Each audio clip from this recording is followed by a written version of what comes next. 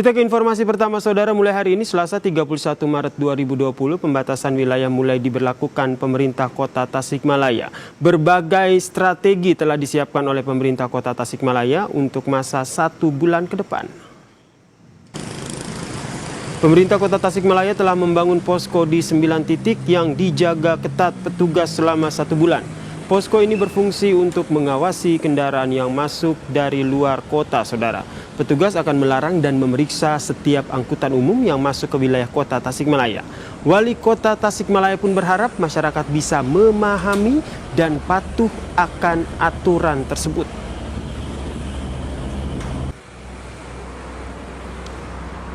Lalu seperti apa pendapat dari peraturan ini? Langsung saja kita bergabung dengan Wali Kota Tasikmalaya, Pak Budi Biduman. Selamat sore, Pak Budi.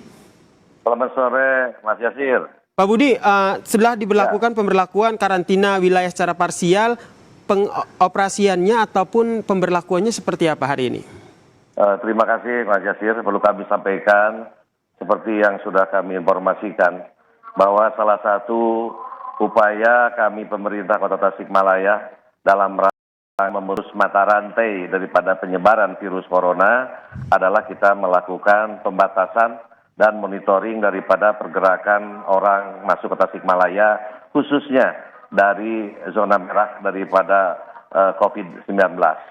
Dan alhamdulillah tadi pagi sudah dimulai, ya kita ada 9 pos dengan tidak kurang 1 pos ada 20 petugas, baik daripada kepolisian, dari TNI, dari BPBD, PMI, dari Dinas Kesehatan, termasuk juga dari relawan-relawan yang terlibat dalam pos daripada pendataan orang masuk ke Kota Tasikmalaya. Pak Budi, kemudian mekanisme yang diterapkan hari ini seperti apa, Pak? Mekanismenya ini sudah menjadi SOP bersama dari 9 pos seluruhnya. Adalah yang pertama, kita memberhentikan daripada kendaraan-kendaraan yang masuk, khususnya kendaraan umum gitu kan.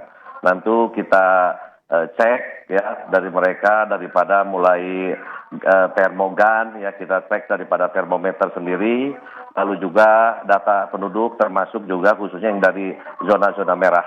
Kalau memang nanti ada petugas kesehatan, kalau dianggap ini wajar, tetap yang kita sudah komitmen, kita juga dengan Pak Gubernur sudah sepakat bahwa kalau ada datang ke wilayah kita dan dari zona yang terinfeksi daripada COVID-19, kita akan menetapkan menjadi ODP, orang dalam pemantauan daripada yang ada di Kota Tasikmalaya.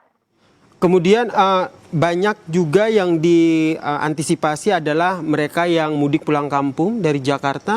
Dari Kota Tasikmalaya sendiri, antisipasinya seperti apa untuk mengantisipasi lonjakan orang yang pulang ke Tasikmalaya ini, Pak? Ya, ini salah satu bentuk antisipasi bagaimana kita juga bisa menghambat saudara-saudara kita yang mudik. Termasuk juga himbauan yang kami sampaikan kepada saudara-saudaraku, para perantau dimanapun berada, demi keselamatan kita semua. Kami menghimbau untuk tahun ini adalah sebuah keprihatinan kita bersama. Sebaiknya tidak mudik dulu. Ya, kita di tempatnya masing-masing. Kami, masyarakat Tasikmalaya, pemerintah, semua elemen, kita sedang betul-betul ingin menyelesaikan permasalahan yang sangat berat bagi seluruh bangsa ini. Termasuk juga masyarakat Tasikmalaya. Kita ada 295 yang ODP. Lalu juga yang sudah positif, kemarin sudah akumulasi 6. Dan kita tahu ada 2 yang sudah meninggal di Kota Tasikmalaya. Ini menjadikan sebuah lampu merah bagi kita Kota Tasikmalaya. Makanya kami, tim gugus tugas dengan seluruh musbida, para ulama, tokoh masyarakat, kita semaksimal mungkin berupaya mengurangi beban Kota Tasikmalaya, karena keterbatasan kita yang sering saya sampaikan, kami sangat terbatas daripada tenaga medis yang ada, terbatas daripada ruang-ruang isolasi yang ada. Kota kami tidak besar, kota kecil. Untuk belum APD sendiri. Ya baru kemarin saja kita ada 1 orang yang meninggal saja, kita cukup repot. Penolakan masyarakat hampir 24 jam. Tapi alhamdulillah dengan pendekatan ini bisa diselesaikan. Ini baru satu masalah yang muncul. Untuk itu mudah-mudahan masyarakat bisa memahami. Dan seluruh pihak langsung memahami. harapan kita tidak terlalu lama kita bisa menyelesaikan. Saya yakin kalau kita bersama-sama menyelesaikan masalah ini, biar 1 bulan kita menahan diri, tapi mudah-mudahan kita bisa menyelesaikan di hari-hari yang akan datang. Itu. Baik Pak Budi, kemudian ya seperti yang tadi Anda sampaikan, himbauan kepada masyarakat. Yang kita lihat tidak semua tapi hampir sebagian masih abai dengan himbauan masyarakat. Jaga jarak, di rumah saja, belum diterapkan dengan baik begitu. Apa langkah yang Anda ambil untuk warga Anda? Ya, makanya kami koordinasi dengan Muspida, ya, lalu juga sampai level bawah, sampai Muspika. Ya, kita sampai ke lurah, RT, RW, lalu para alim ulama, kita bahu-membahu mensosialisasikan, mengedukasi kepada masyarakat dengan maklumat Kapolri sendiri, kita bersama-sama bagaimana kita menjaga jarak, hindari kerumunan-kerumunan.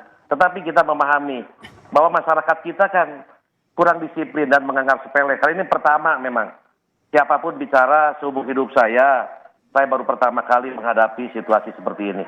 Jadi wajar kalau publik merasa ini benar atau tidak.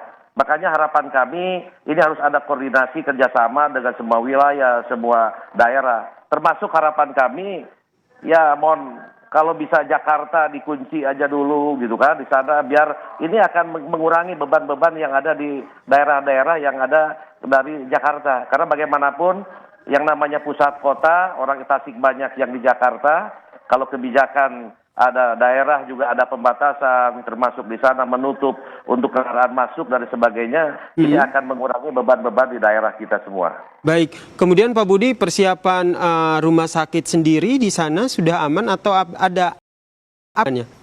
Jadi kalau bicara persiapan, kita seperti kekurangan, jelas tenaga medis kita tidak banyak, dokter spesialis dalam tidak banyak, lalu juga ruang isolasi kita juga tidak banyak.